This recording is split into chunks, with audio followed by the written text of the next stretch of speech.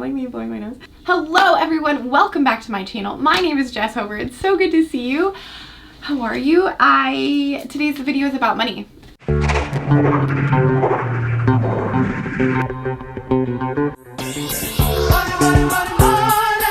I had a really interesting thing happen. Interesting as in felt somewhat tragic, and then we overcame and now we're overcoming. But I was almost 40 weeks pregnant. I was probably like 37 weeks. And we found out that we lost the income that we had, and we didn't know it was gonna happen like that. Anyway, so very, very pregnant. I got a notification on my phone from my bank. It said, your bank account's at zero. And I said, no, it's not. That's hilarious. How hilarious. I'm gonna call my husband, call him, and he's like, what? No, that's not possible. And then we go look and it was possible. It was real. And I was so big and pregnant and fear-stricken.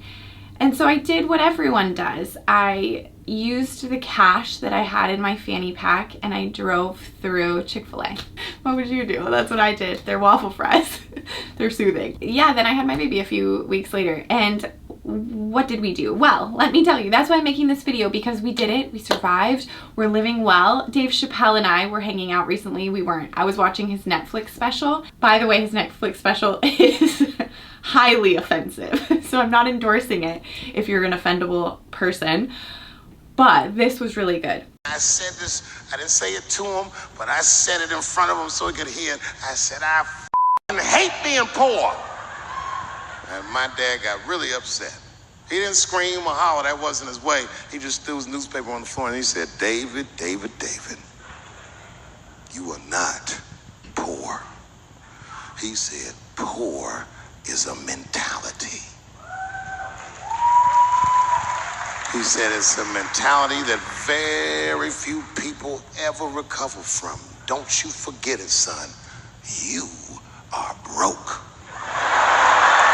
No matter how much money you have, if you are poor, you will stay poor. In that moment, I was broke, but I was also poor, and I don't want to be poor.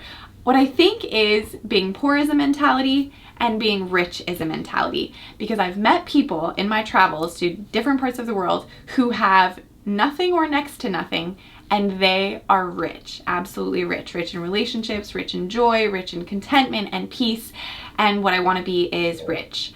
I also want to have money because it's uncomfortable to not have what you need, and it's uncomfortable to not be able to buy things that you would love to buy to provide for your family. So I want to talk to you about money. How do you prepare to have a baby when it comes to this stuff and those little tiny beings? They're so stinking expensive, it seems like. Here we are, welcome. I hope that this video will help you. Don't forget to subscribe to the channel, like the video, join our private Facebook group called Jess Hover and Friends, where we can all hang out and you can talk and be supported in your motherhood adventures. How do you prepare for baby with money? Okay, let me tell you this. Buy secondhand. That's gonna be my first piece of advice, because there are actually some pricey items that you're gonna need, like a quality stroller and a quality car seat. I'm saying quality because I have been someone with both of my children who has made the mistake of buying cheap because it was nice and right and I didn't know what I was doing, and I really didn't think the baby was gonna notice. I pretty much was sure I wasn't gonna notice, and we all noticed. So buy quality, and you can do that by buying secondhand. Craigslist, offer up, friends and family, buy something from somebody else. Make sure that it's quality and you will not regret that. If you do end up buying something whole price or discounted but buying it new, plan to resell it. Have in your mind the moment that you're purchasing that sucker that you're going to be reselling that a little bit later. Like our friend who bought the snoo, that little bed that rocks and puts your little baby to sleep. You're only going to use a snoo for 3 months-ish. She bought it at a discounted price, sold it for pretty much the same, right? And so hardly lost any money on that at all, and it helped her for those first few months of having a baby. It's also good for the environment. Buying secondhand, right? That's true. Do not be proud and reject free stuff. Be arms wide open when it comes to free stuff. You can enter giveaways on the internet. You can join Facebook groups. There's all kinds of mom groups around the world, and you guys can trade stuff with each other. If you have a friend who has an older kid, don't be shy. Ask if they want to give their stuff away. I've asked that. I have a very fashionable friend who has a very fashionable son, and I went straight to that fashionable friend with the fashionable son and said, could I please have some of your clothes? And do you know what she said? No. Actually, ish. She said, yes, I want you to have it, but I also want to have another son. And I said, that's perfect. She has given me some stuff. Don't be afraid of rejection. Just get free stuff. I will be selling, maybe even giving some stuff away. I have to look at what I have. Wilson's clothes and maybe some of Eloise's in our private Facebook group. This is the group with privacy around it because I want to protect you and your children. Have a baby shower. I did not have one for Wilson. I guess if it's your second kid, they call it a sprinkle, not a shower. It's so clever. Have one because then people who want to get you gifts know what to get you. And if you receive something you are not going to use or need, return it, please. Even if you don't know what you're exchanging it for, don't exchange it for nonsense. Get store credit because pretty soon your baby's going to need something and you're going to bust out that Target gift card and use it. And you're gonna feel really good about that. Speaking of that, you may receive a lot of baby clothes and some of it might not even be that cute. I recommend you have just a little bit of clothes for your baby because you don't need that much, maybe a few cute outfits for going out on the town, and then some just outfits that you use for being at home. Spit up can get on them, drool can get on them, and then you get rid of stuff, right? So take the new baby clothes that just aren't that cute, or I mean they're cute for someone, but not your style, take them back, exchange them, get the gift card, use it later. Oh, there's a website I heard about from Rebecca who's standing behind the counter in our store. It's called Honey, and it tells you when there's sales at the place that you're shopping at. So look into that. Sign up for email lists. Look for sales. I know that Gap Baby has really cute stuff that is a bit pricier. They also have a really good clearance section. Check that sometimes. And a lot of times websites, when you first purchase from them, will give you a discount of like 10 or 15%.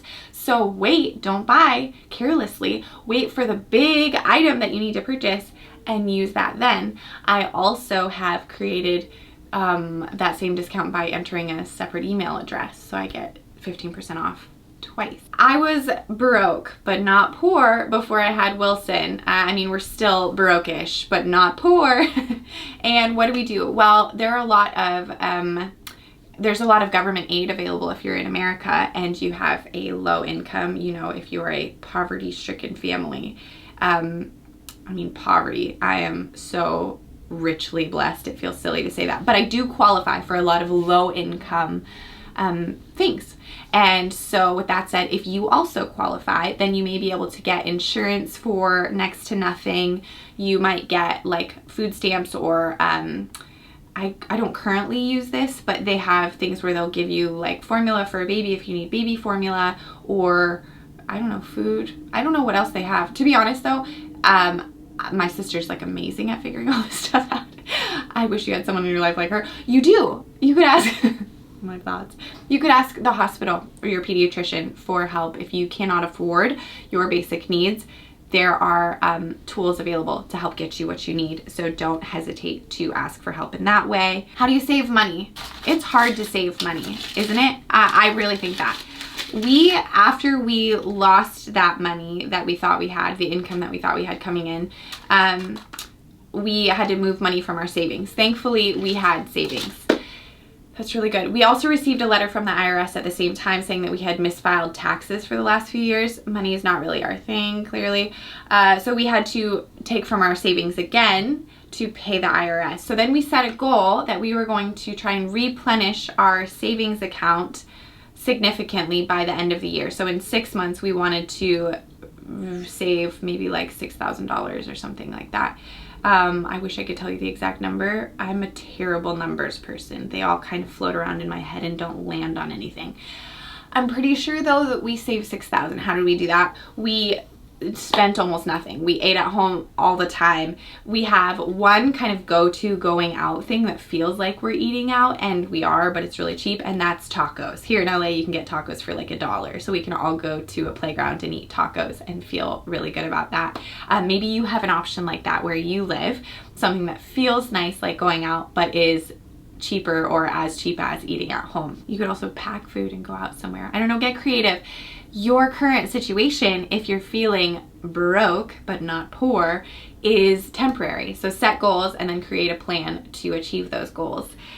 Not going out to eat is a good one. Budgeting how much you're spending on groceries. So I have in my mind how much I want to spend weekly for food. I think for our family, yay! There's my handsome guy. Hi, Suki. Did you take the bath now? Say hey, everybody. I'm Wilson, and I'm here to say that we're not that expensive as babies. So I think, if I'm right on how we're doing this, we factor in like roughly $100 a week is what we do for groceries, give or take. I may be a little bit off. We have housemates, and so sometimes we share groceries, and so that throws me a little bit.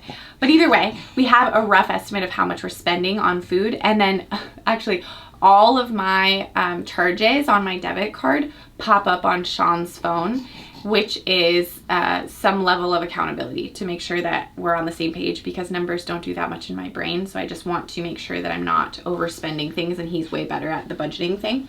Actually, on the same token, is that what people say? On the same nugget, on the same page. I don't know. It's the same something. My sister, she's a really good online shopper. Like that girl, she loves it. But she doesn't want to spend her and her husband's money. So she has set up that all of her purchases go to my email. And that's hilarious because that girl has bought some funny stuff in our life. But anyway, that's smart. Have some crazy accountability when it comes to saving, if saving is hard for you. Our other friend, she said that even if she moves money from her checking to her savings, which is something we recommended because it's something we do. So Sean and I think on a weekly basis, take money from our checking and move it over to our savings. We told our friend to do that, and she said even if she sees it in her savings, it's the same as having it in her checking, and she'll spend it. So now what she does is every week that she gets paid, she pulls out cash and brings it to our house, and we put it in our account for her. And that way the money is gone. She can't spend it, but then when she wants it, we give it to her. And that's a pretty good thing. So get ruthless about saving your money because it will be worth it in the end. I'll also say, having 2 kids has triggered this thing in me where I want so badly to be a minimalist. I want to get rid of all of our crap. I think that for one, just having a child means that your attention is going to taking care of this person, feeding them, changing them, clothing them, cleaning them, and that's a lot of work, and you don't want to also be caring for a whole bunch of stuff. So now's a good time to not have too much stuff. It's also proven that that kids thrive with less. Like the less toys they have to choose from, the easier it is for them to make a decision and actually play with it. They will play longer with the toys that they have because they'll be more engaged. They'll have to use their imagination. It's more stimulating versus like, I have this one, but now I have this one, but now I have this one, and they're bouncing around and their attention span is like teeny tiny.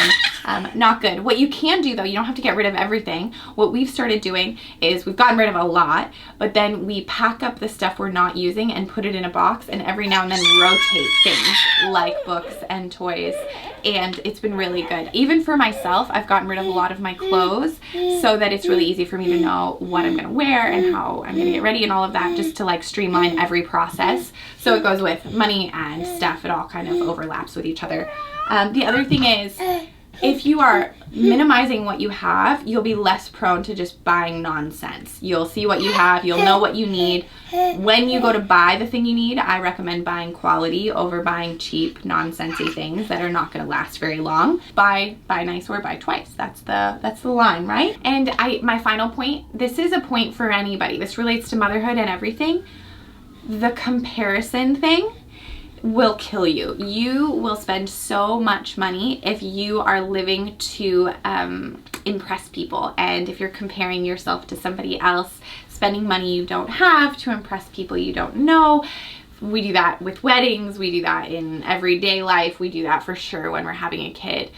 Spend within your means. Spend money that you do have. save money. You don't have to have everything perfect for this little one to arrive. You can be building as you go. You can be improving along the way. You can get creative about the money that you're making. I've been selling a lot of my stuff personally to make us money. My sister for a time sold Arbonne products. I have another friend who works for Mary Kay. Sean has driven for Uber. Another friend has done Postmates. There are lots of kind of scrappy ways now that we can be making money, and if that's something you have to do, there's no shame in it. Wilson just stole $10, so he's right on with this. Good, nice. Actually, he probably made me that $10. Oh, and if you want to counteract that poor mentality, which I have for sure been wrestling with, be generous. Be like extravagantly generous. Give stuff away. Look for ways to make people's day. It acts in like the opposite spirit of that poor mentality.